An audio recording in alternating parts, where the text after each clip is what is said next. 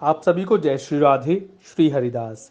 पिछली वीडियो में आपने जाना कि भगवान कृष्ण से सत्यभामा जी ने पूछा कि हे स्वामिन, पहले जन्म में मैंने ऐसे कौन से पुण्य का कर्म किया था जिससे मैं आपकी अर्धांगिनी बनी और गरुड़ पर बैठकर आपके साथ इंद्रारी लोकों में भी जा सकती हूँ। भगवान कृष्ण ने सत्यभामा जी को ये पूरी कथा विस्तार पूर्वक सुनाई। अथ 7वां अध्याय। इतनी कथा सुनकर सूत जी से सौनक ऋषि कहने लगे कि हे सूत जी, आप कृपा करके कार्तिक तथा तुलसी का महात्म्य कहिए। तब सूत जी कहने लगे, हे ऋषियों, जो तुमने पूछा है यही प्रश्न एक समय नारद जी से राजा पृथु ने किया था, और जो कुछ उत्तर नारद जी ने दिया वही मैं तुमसे कहता हूँ। एक समय राजा पृथु नारद जी से पूछने लगे कि नारद जी, भगवान को तुलसी इतनी अधिक प्रिय क्यों है? आप इसका महात्म्य कहिए। तब नारद जी कहने लगे, एक समय राजा इंद्र बहुत से देवताओं और अप्सराओं सहित महादेव जी के दर्शन को गए। सो जब कैलाश में पहुंचे तब एक बड़े भारी आकार वाले और भयंकर नेत्रों वाले पुरुष को देखकर इंद्र ने पूछा, तू कौन है और शिव कहाँ है? जब कई बार पूछने पर भी उसने कोई उत्तर नहीं दिया तो इंद्र ने क्रोध में आकर अपना वज्र उसके कंठ पर मारा, जिससे उसका कंठ नीला हो गया। परंतु इंद्र का वज्र भी भस्म हो गया। फिर उसकी आंख से ऐसी प्रचंड अग्नि अग्नि निकली मानो इंद्र सहित सारे संसार को भस्म कर देगी। ऐसी स्थिति देखकर बृहस्पति जी हाथ जोड़कर और इंद्र को दंडाकार झुकाकर भगवान शिव की स्तुति करने लगे कि हे देवादेव, देवाधिदेव, त्रिपुरासुर तथा अकासुर का नाश करने वाले, यज्ञ का फल देने वाले त्रिपुरारी, आपको नमस्कार है। ब्रह्मांडों की रक्षा करने वाले, आपको नमस्कार है। नारद जी कहने लगे कि हे राजा पृथु, इस प्रकार स्तुति करने पर श्री महादेव जी ने त्रिलोकी को दग्ध कर देने वाली अग्नि को शांत कर दिया और कहने लगे, हे देवताओं, वर मांगो। मैं आपकी स्तुति सुनकर अति प्रसन्न हुआ हूँ। हमने इंद्र को जीवन दान दिया, और हे बृहस्पति जी, आज से तुम्हारा नाम भी जीव होगा। बृहस्पति जी कहने लगे कि यदि आप प्रसन्न हैं तो इंद्र की रक्षा कीजिए और संसार का दाह कर सकने वाली अग्नि जो आपके नेत्र से उत्पन्न हुई है उसको शांत करिए। तब शिव कहने लगे कि नेत्र से निकली हुई अग्नि वापस कैसे जाए, अतः अब हम इसको दूर फेंकते हैं। ऐसा कहकर अग्नि को हाथ में लेकर समुद्र में फेंक दिया। वह गंगा के संगम गंगा सागर में जाकर गिरी और बालक होकर रोने लगी। उसके रोने के शब्द से पृथ्वी कांपने लगी तथा सातों लोक बहरे हो गए। ऐसा आश्चर्य देखकर वहां पर आए ब्रह्मा जी समुद्र की गोद में बालक देखकर आश्चर्य से पूछने लगे कि यह बालक किसका है। समुद्र ने बड़े आदर से बालक को उठाकर ब्रह्मा जी की गोद में दे दिया और कहने लगी, यह मेरा पुत्र गंगा से उत्पन्न हुआ है, आप इसके जातकर्म कराइए। फिर उस बालक ने ब्रह्मा जी की दाढ़ी पकड़कर इस जोर से मरोड़ी कि ब्रह्मा जी के नेत्रों में आंसू आ गए। किसी प्रकार दाढ़ी छूटी तो ब्रह्मा जी ने कहा, किसने हमारी आंखों से जल निकाला है? अतः इसका नाम जालंधर होगा, परंतु आज शिव के अतिरिक्त और किसी के हाथ से नहीं मरेगा, क्योंकि यह शिव के अंश से ही उत्पन्न हुआ है। यह अभी युवा हो जाएगा। तब ब्रह्मा जी शुक्राचार्य को बुलाकर और उसका राज्याभिषेक कराकर अंतर्ध्यान हो गए। तब समुद्र ने कालनेमी की कन्या वृंदा के साथ उसका विवाह कर दिया, जो कि पतिव्रताओं में सबसे प्रथम और अति सुंदर थी। परम सुंदरी वृंदा के साथ विवाह कर जालंधर अति प्रसन्नता से दिन बिताने लगा।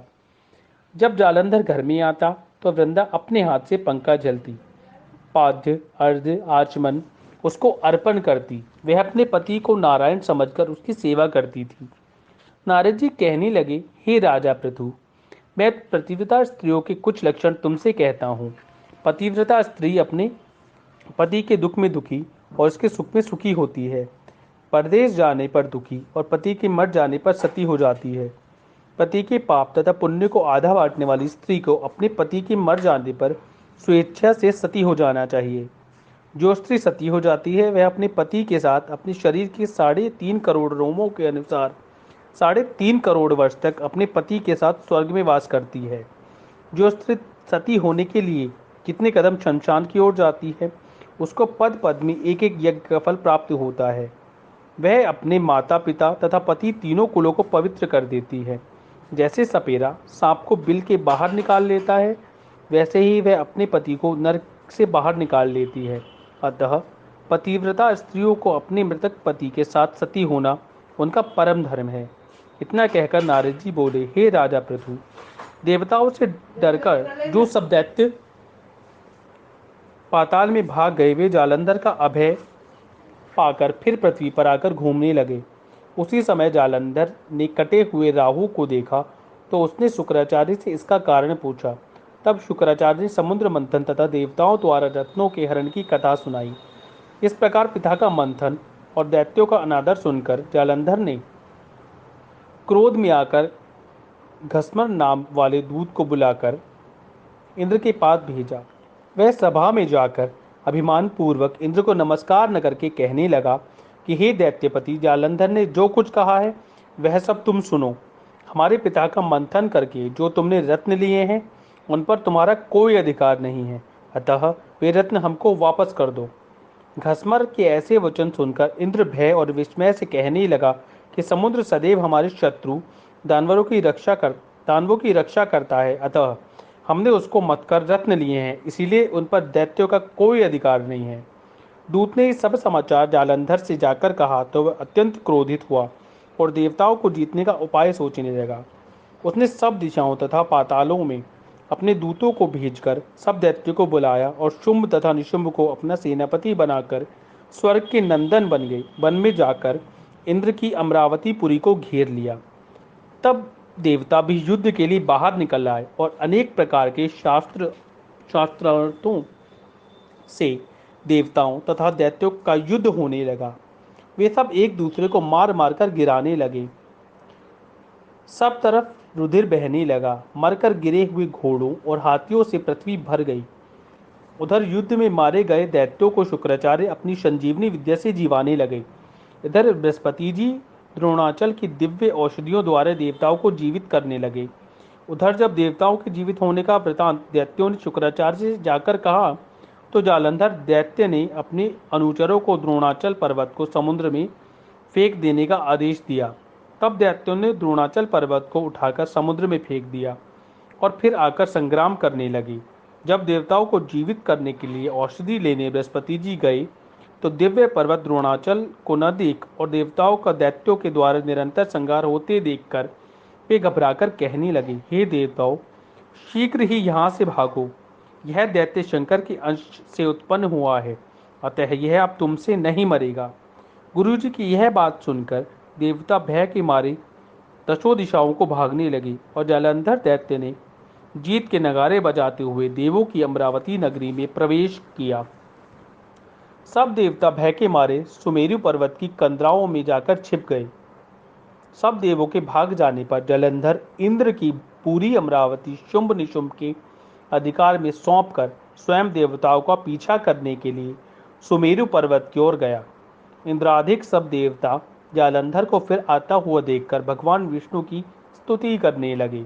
बोले, हे मच्छ आदि अनेक रूप धारण करने वाले, भक्तों के दुखों का नाश करने वाले, सारी सृष्टि का पालन करने तथा संगार करने वाले, शंख चक्र गदा पद्म को धारण करने वाले, आपको नमस्कार है।